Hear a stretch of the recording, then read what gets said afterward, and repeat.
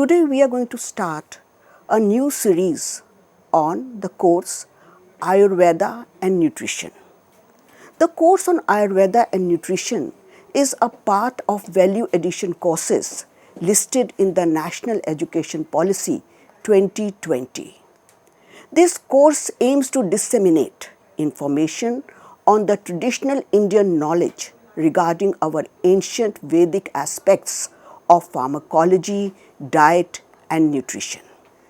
The aim of this course is to make aware our younger generation of our glorious traditional systems, their significance to sustainable way of life and their influence on transforming the modern society. This series of lectures will aim to integrate knowledge of the contemporary scientific ideas on food and nutrition and the long practiced traditional systems. This course is of 2 credits and the learning objectives of the course are that we have to be introduced to the basic principles of nutrition in Ayurveda. Then our aim would be to link Ayurvedic nutrition with modern dietary practices for good health. That is, we have to introduce or inculcate the Ayurvedic concepts in our modern diet to have good health. Then we have to analyze the basic principles of traditional diets and health recipes, like what are the basic principles and how will they affect our contemporary food habits in everyday life. So in some, we can say we have to analyze the principles of traditional diets and health recipes and to understand the contemporary food habits in everyday life. Now when we've done this, the learning outcome should be that we should be aware of traditional food cultures of India. That is, food cultures from the Vedic period to the present day India. And then we have to evaluate that how has our food patterns changed with the lifestyle over the years.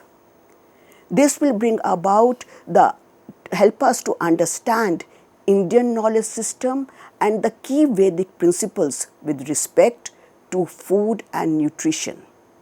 We have to now apply the basic rules of traditional diets for health and disease, which you find that this health and diseases, the diseases have increased in this time because of, you can say, because of our hectic lifestyle.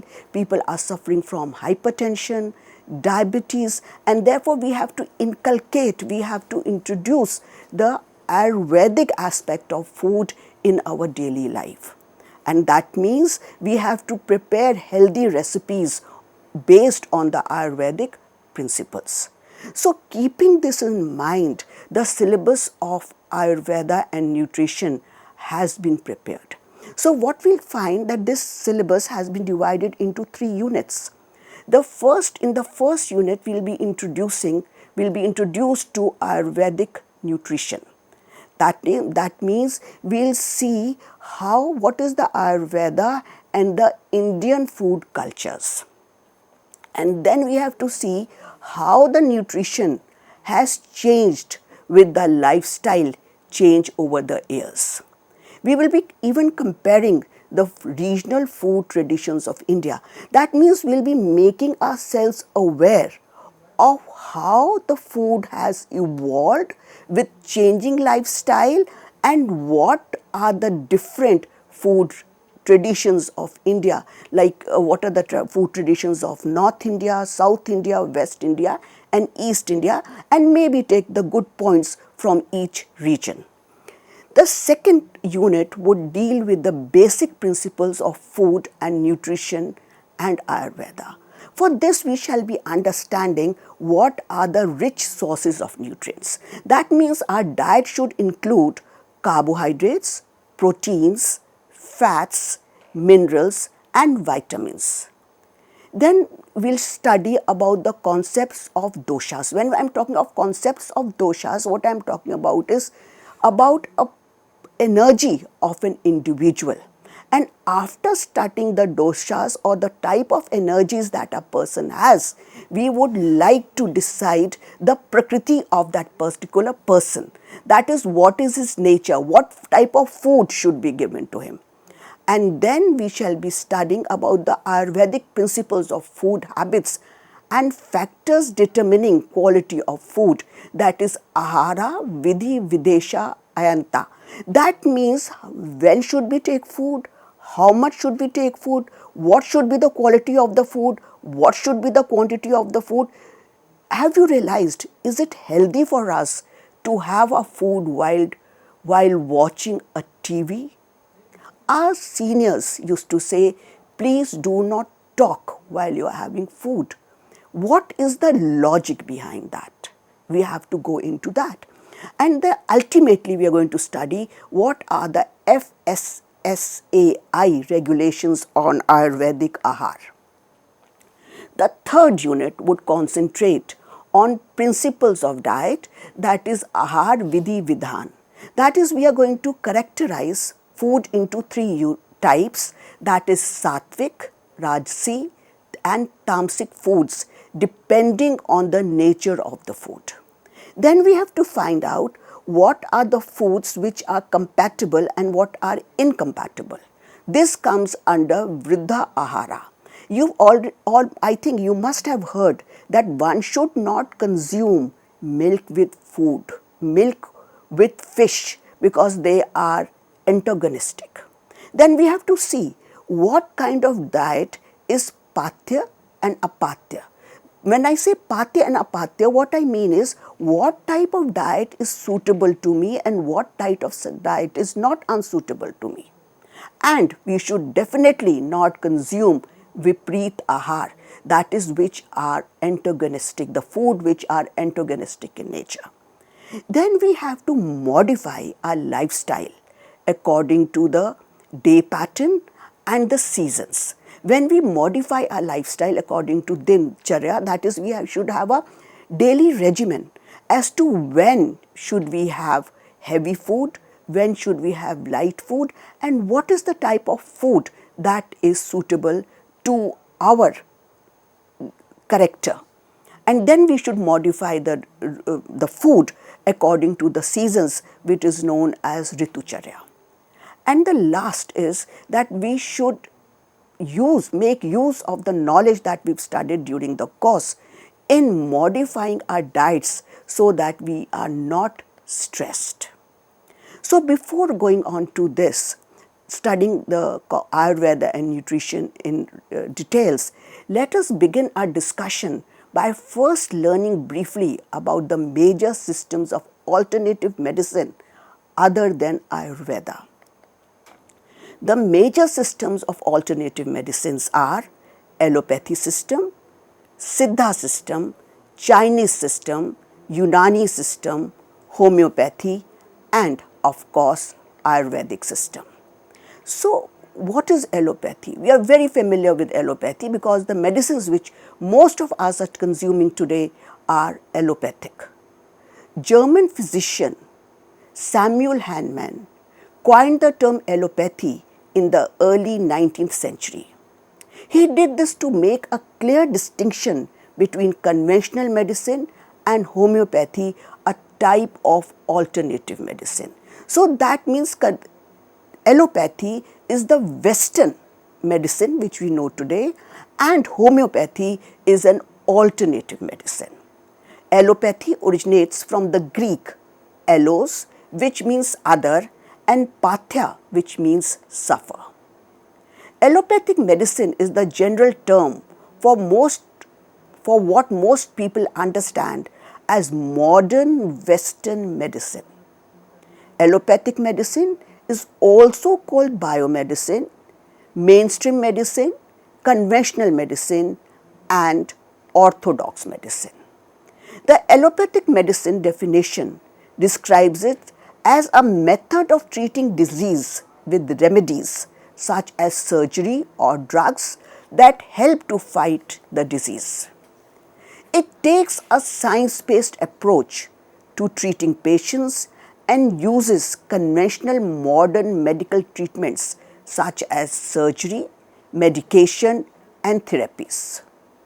Modern allopathic system has been globally acclaimed as the principal system of medicine. Having said that, there is something more to it, which is very important.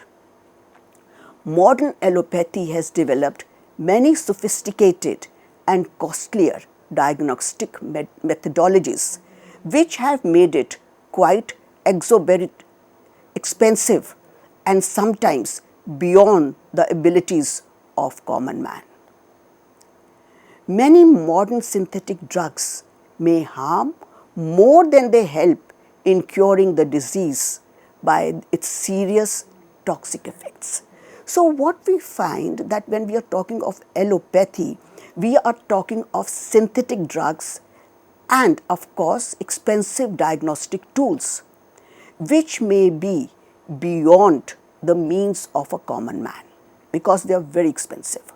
But the major thing which we have to keep in mind while using allopathy, allopathy is a curative technique, right? And second thing, the synthetic drugs which we are using, we should keep in mind the synthetic drugs which are being administered during allopathy, they do not have harmful effects. You must be very much aware with the thalidomide babies.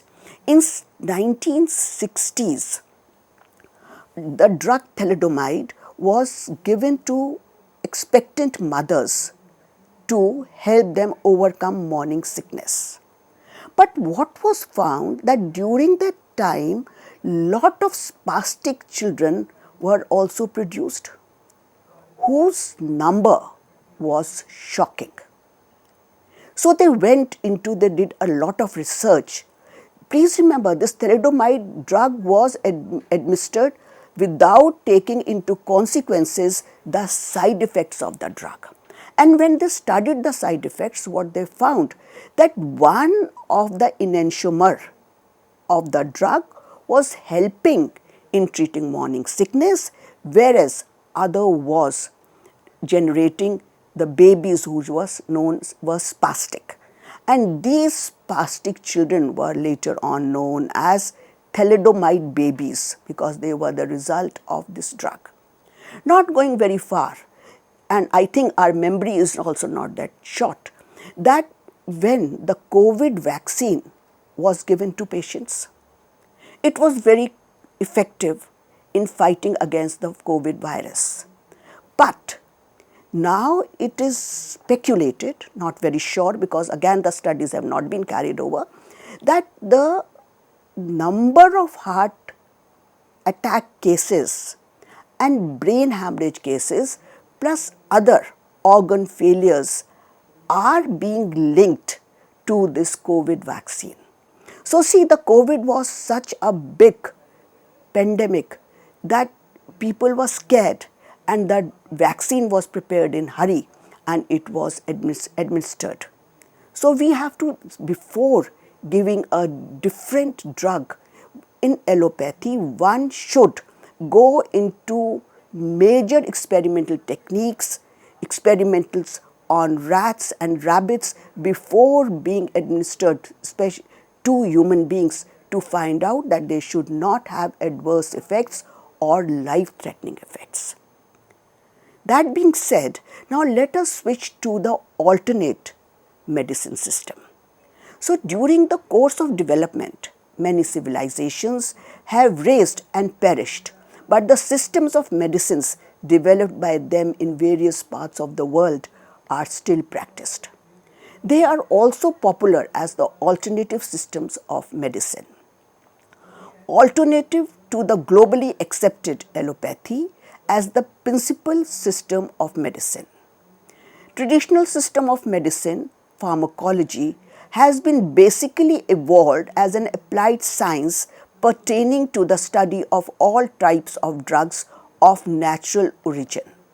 So, and the philosophy and the basic principles of these so-called alternative systems might differ significantly from each other. But it is also true that these systems have served the humanity for the treatment and management of diseases and also good health. So what we have to keep in mind that when we are talking of alternative methods of medicine, they are natural in source. Whereas when we talk of allopathy, there we are using medicines which are synthetic. So there is a vast difference in the two systems, that is the allopathic system and the alternative system of medicine.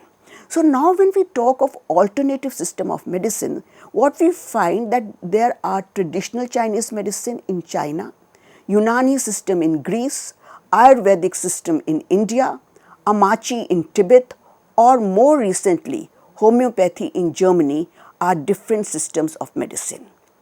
These systems of alternative medicine were once practiced only in the respective areas of subcontinents of the world, but are now popularly practiced all over the world. Patent medicines and formulations are available globally. About 80% of the world population still rely and use the medicines of these traditional systems. The World Health Organization is already taking much interest in indigenous systems of medicine and coming forward to exploit the scientific validity of the medicines used since ancient times.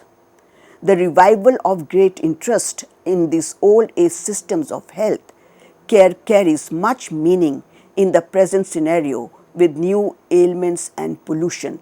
So now again we are switching to alternate methods of medicine because they are dealing with the problems which are related to ailments and pollutions without using synthetic medicines. So what is traditional medicine, or how would you define it? The World Health Organization defines traditional medicine as including diverse health practices, approaches, knowledge and beliefs incorporating plant, animal and mineral based medicines. Whereas if you remember, the allopathy is using synthetic medicines, whereas traditional medicines are incorporating medicines from plants, animals or mineral based. And then they are also using, the alternate medicine is also using spiritual therapies, manual techniques and exercises which can be used to maintain well-being as well as to treat, diagnose or prevent illnesses, whereas allopathy does not prevent illnesses. The alternate medicines help in prevention. They will first give us methods to prevent an illness. Then, if it is not prevented, one could always diagnose and treat an illness. The traditional Indian system of medicine is very ancient. It is culmination of Indian thought of medicine, which represents a way of healthy living valued with a long and unique cultural history.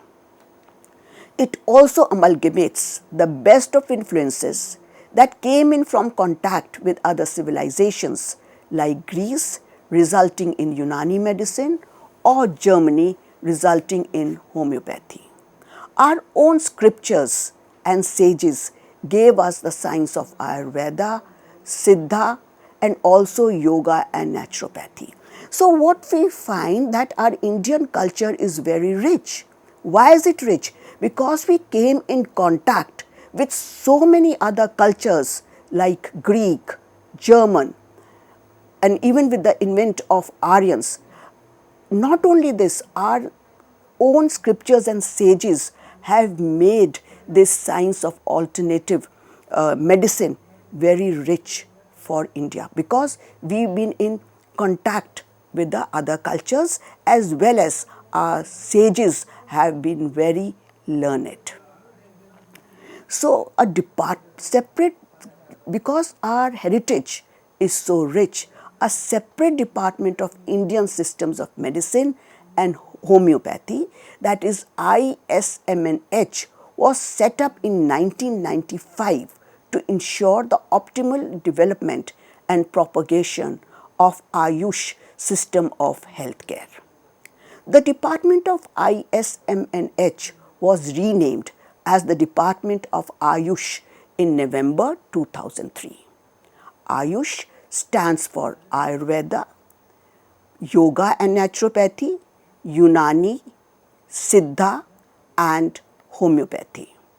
Ayush stands for Ayurveda, Yoga and Naturopathy, Unani, Siddha and Homeopathy. So in Ayush, A stands for Ayurved, आयु का वेद, रोगों से बचाव व इलाज के उपाय. Y stands for योग व प्राकृतिक चिकित्सा, आसन, प्राणायाम, शारीरिक व मानसिक संतुलन. U stands for यूनानी, अक्लात सिद्धांत पर जड़ी बूटियों से इलाज. S stands for सिद्धा, दक्षिण भारतीय पद्धति. H stands for होम्योपैथी, रोगों का उत्पादक ही रोगों का नाश करता है, सफल व सुरक्षित पद्धति. The Ministry of Ayush was formed on the 9th of November 2014 with a vision of reviving the profound knowledge of our Asian systems of medicines and ensuring the optimal development and propagation of Ayush systems of healthcare. Now, in my next lecture, I shall be discussing with you the different systems of medicines like naturopathy, Siddha, homeopathy, and then we shall be discussing the history of Ayurveda.